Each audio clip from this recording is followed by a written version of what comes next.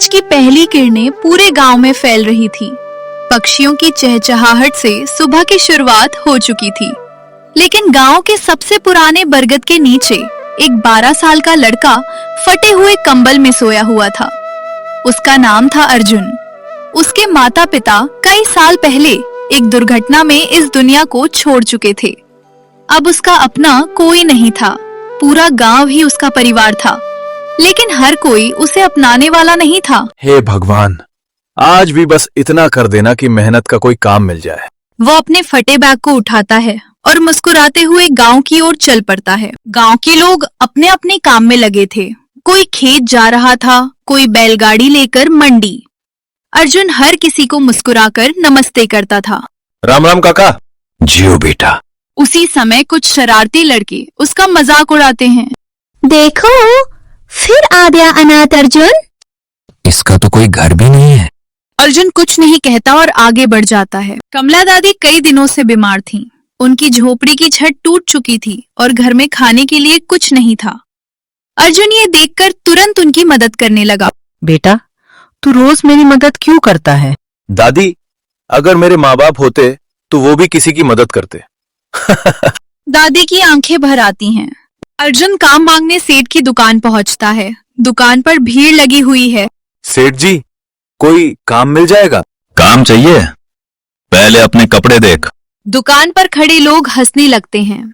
कोई बात नहीं सेठ जी, मेहनत करने वाला कभी हार नहीं मानता। निराश अर्जुन तालाब किनारे बैठ जाता है। तभी उसकी दोस्त मीरा उसके पास आती है। तू इतना उदास क्यों है?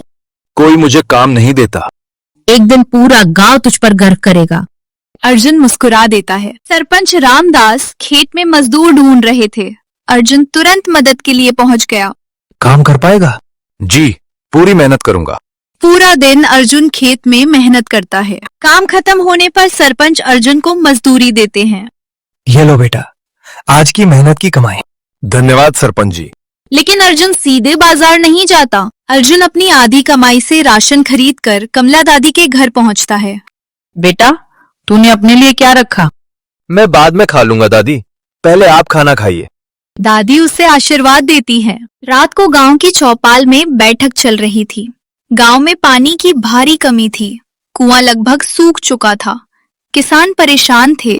अगर बारिश नहीं हुई तो इस साल फसल बर्बाद हो जाएगी। हमें कोई उपाय ढूंढना होगा। दूर खड़ा अर्जुन सब सुन रहा था। अर्जुन आसमान की ओर देख रहा था। उसे अपने पिता की एक बात याद आई। मुश्किल कितनी भी बड़ी हो, उसका हल कहीं ना कहीं जरूर होता है। उसी समय उसकी नजर पहाड़ी की तरफ जाती है, जहां से कभी गांव में पानी आता था।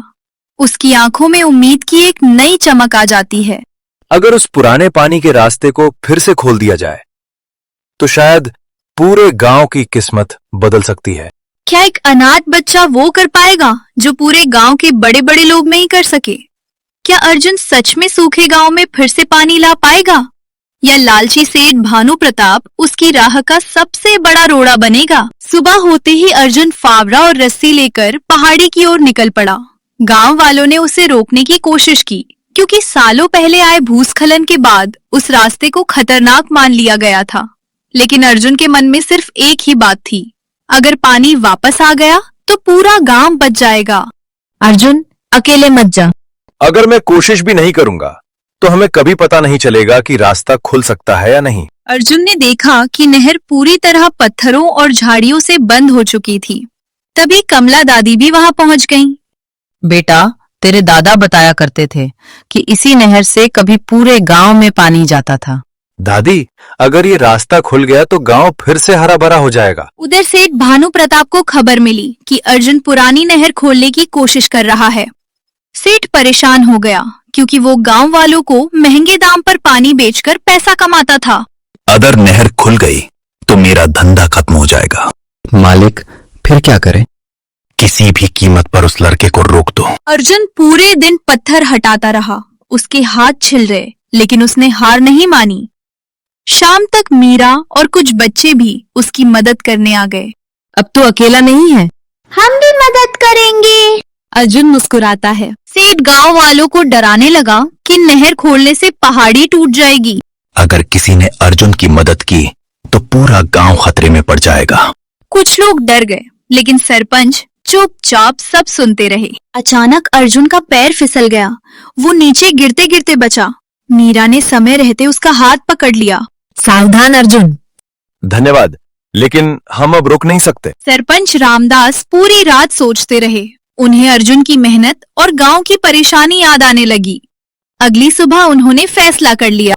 अगर एक अनाथ बच्चा पूरे गांव के लिए इतना कर सकता है तो हम क्यों नहीं? सरपंच फावड़ा लेकर पहुंचे। उनके पीछे किसान, महिलाएं और गांव के बच्चे भी आ गए। पूरा गांव मिलकर नहर साफ करने लगा। आज से ये सिर्फ अर्जुन का काम नहीं, पूरे गांव का काम है।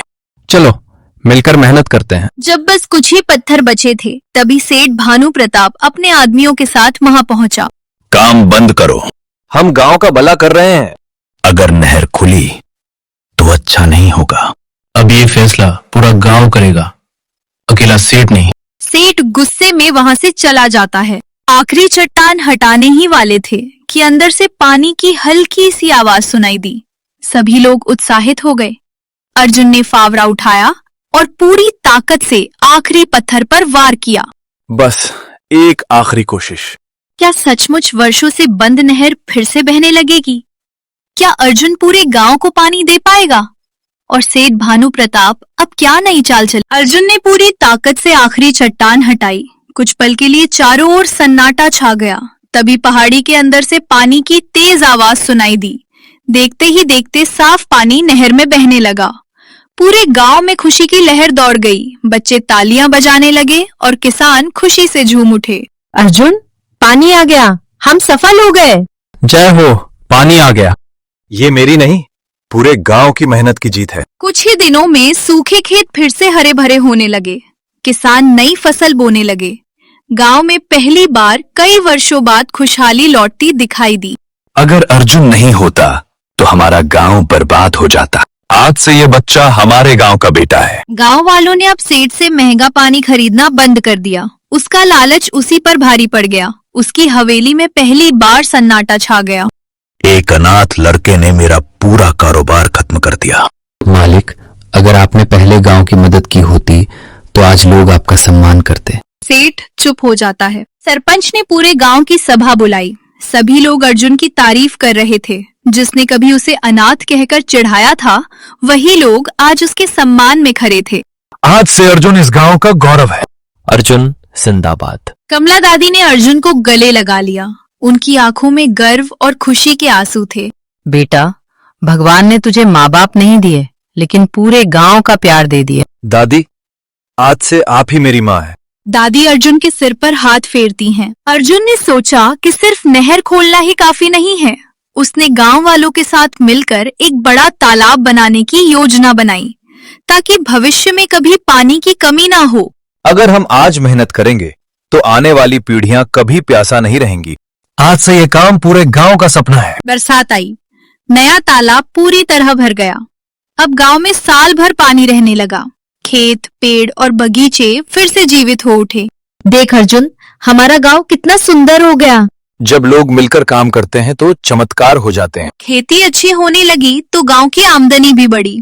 गांव वालों ने मिलकर एक नया स्कूल बनवाया, ताकि कोई भी बच्चा पढ़ाई से वंचित ना रहे। इस स्कूल का पहला छात्र और प्रेरणा अर्जुन होगा। हम खूब पढ़ेंगे। कुछ महीनों बाद आसपास के गांवों के लोग भी अर्जुन से मिलने आने लगे। उसकी कहानी दूर दूर तक फैल गई। लोग उसे एक छोटे बच्चे के रूप में नहीं, बल्कि उम्मीद की मिसाल के रूप में देखने लगे। हमें भी बताओ कि तुमने ये सब कैसे किया। मैंने अकेले कुछ नहीं किया, पूरा गांव साथ खड़ा हुआ, तभी ये संभव हुआ। सूरज धीरे धीरे पहाड़ों के पीछे छिप रहा था। अर्जुन उसी पहाड़ी पर खड़ा था जहां से उसकी यात्रा शुरू हुई थी। नीचे पूरा गांव हरे भरे खेतों, भरे हुए तालाब और खुशहाल लोगों से चमक रहा था। जो बच्चा कभी बरगद के नीचे अकेला सोता था, आज वही पूरे गांव की उम्मीद बन चुका था। बेटा, इंसान बड़ा अपने नाम से नहीं, अपने काम से बनता है। अगर हर इंसान सिर्फ अपने लिए नहीं, दूसरों के लिए भी जीना सीख जाए, तो हर गांव स्वर्ग बन सकता है। अर्जुन की जय। जिसके पास परिवार नहीं था, उसने पूरे गांव को अपना परिवार बना लिया। उम्र नहीं, बल्कि सोच और नेक इरादे इंसान को महान बनाते हैं। जब एक व्यक्ति निस्वार्थ होकर समाज के लिए काम करता है तो उसकी मेहनत सिर्फ उसकी नहीं बल्कि पूरे गांव की तकदीर बदल देती है।